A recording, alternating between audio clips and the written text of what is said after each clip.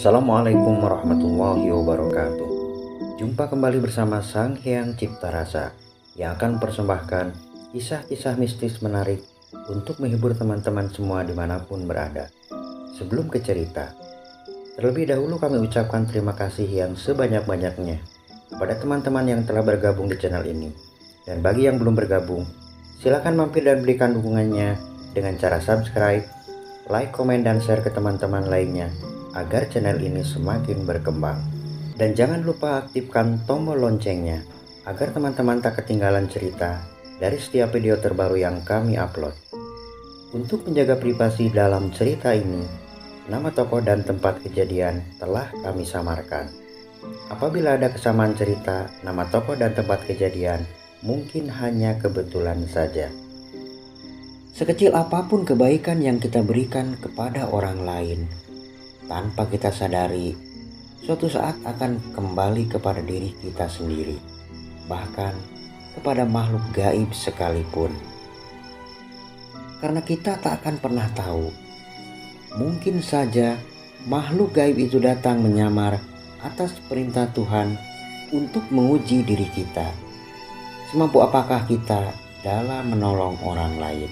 Nah, seperti apa kisah selengkapnya? Kita simak saja ceritanya. Dali dan Edi sepakat untuk membuka usaha bersama dengan menyewa sebuah warung yang cukup besar di tepi jalan raya yang ramai. Jalan raya itu membelah jalur selatan Kabupaten Subang menuju pusat ibu kota Provinsi Jawa Barat. Di kiri kanan jalan raya itu terhampar luas perkebunan teh milik perusahaan perkebunan negara. Setiap hari jalan raya itu cukup ramai dengan kendaraan bermotor yang berlalu lalang. Apalagi jika hari libur tiba. Jalan itu semakin ramai, bahkan macet sampai berkilo-kilometer. Karena area itu berada di salah satu kawasan wisata yang cukup terkenal sampai ke mancanegara. Pagi itu, dua orang lajang itu sedang menata warungnya agar terlihat rapi dan nyaman bagi para pembeli di warungnya nanti.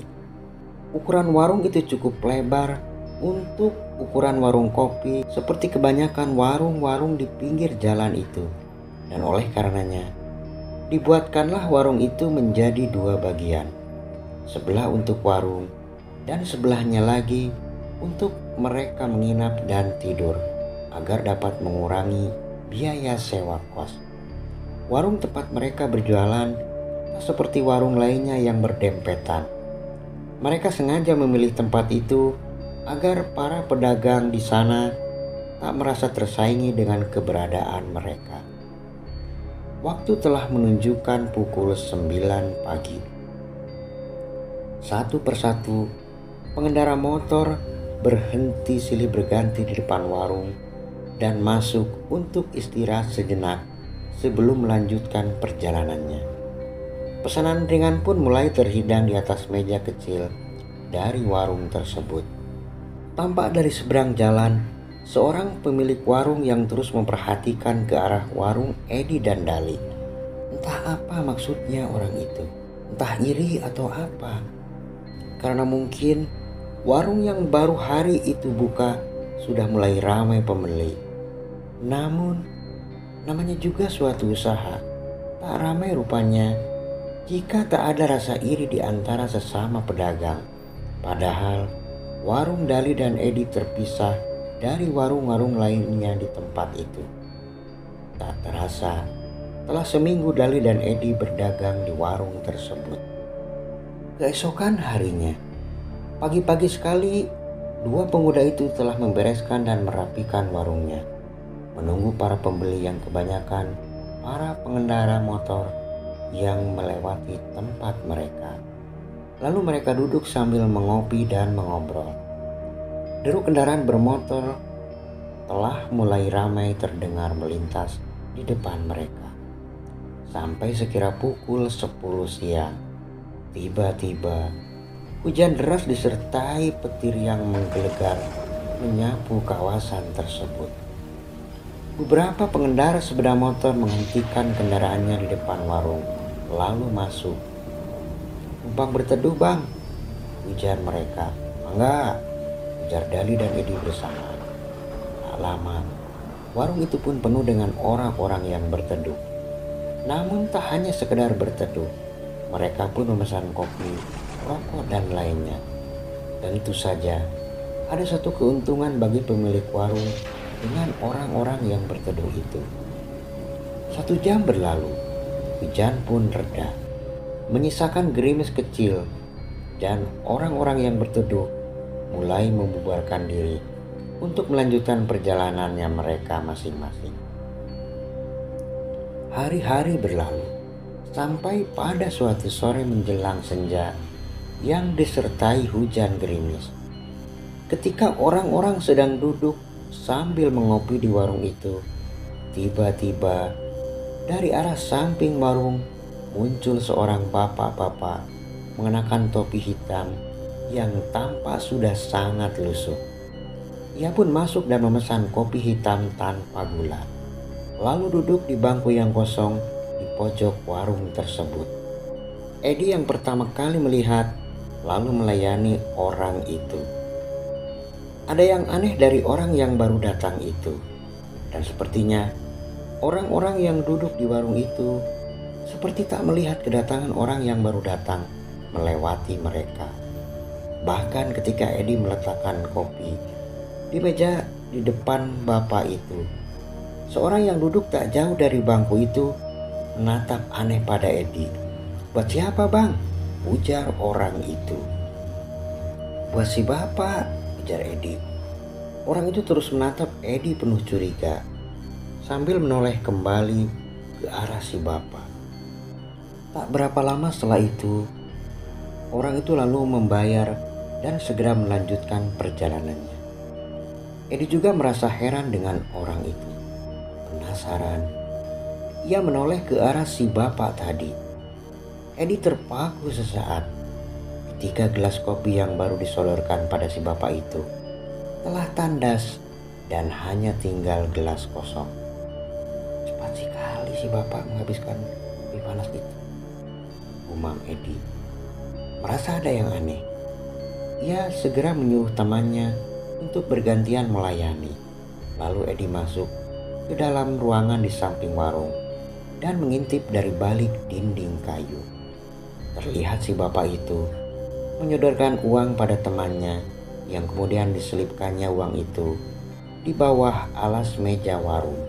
Si bapak itu lalu pergi menyelinap ke samping warung dan menghilang di balik rimbunan pohon-pohon teh di belakang warung tersebut. Esok harinya, kembali hujan turun dengan derasnya, disertai suara petir yang menggelegar memekakan telinga. Dan seperti biasa, warung itu penuh dengan orang-orang yang berteduh sambil mengopi dan makan makanan ringan yang terdapat di warung itu. Sampai sore harinya, gerimis masih membasahi kawasan itu, dan tiba-tiba si bapak yang kemarin ke warung kembali datang, lalu seperti biasa memesan kopi dan duduk di tempat yang sama seperti kemarin. Dan sore itu, kebetulan Dali yang melayani si bapak itu.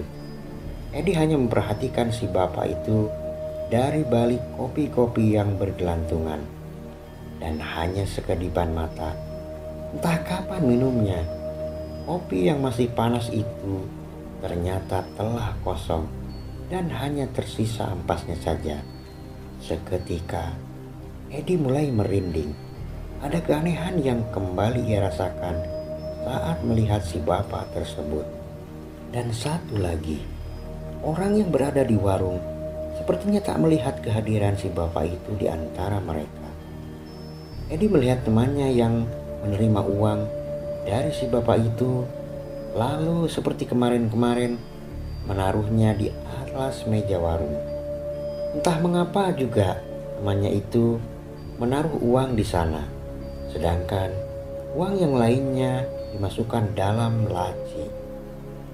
"Pak, pakai payung ini, kasihan kehujanan," terlihat Dali berbicara pada si bapak itu seraya memberikan payung. Setelah si bapak itu pergi, segera Edi mengambil payung satunya lagi dan mengikuti si bapak. "Mau kemana, Di?" ujar Dali. "Ini sebentar," sahut Edi. Edi melihat dengan jelas. Si bapak itu berjalan lurus ke tengah-tengah kebun teh.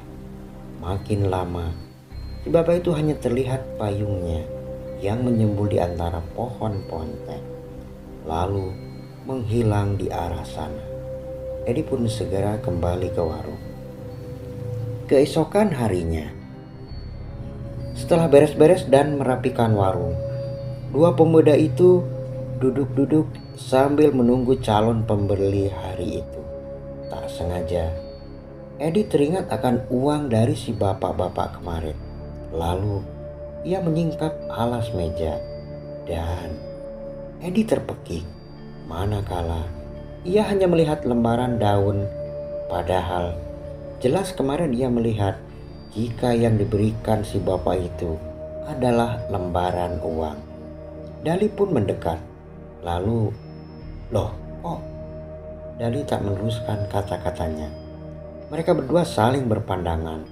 Lalu Dali menarik tangan Edi, mengajaknya ke belakang warung. "Mumpung masih belum ada yang beli," ujarnya. Dengan cepat, Edi mengikuti langkah Dali. Sesampainya di belakang warung, mereka berlari-lari kecil ke tengah kebun teh, ingin memastikan apakah di sebelah sana itu ada perumahan warga atau tidak. Dengan napas ngos-ngosan, sampailah mereka berdua di tengah perkebunan teh yang maha luas itu. Loh, tak ada rumah warga di situ. Yang ada hanya hamparan pohon-pohon teh ke tempat yang terus menurun. Lalu, kemana perginya orang yang misterius itu?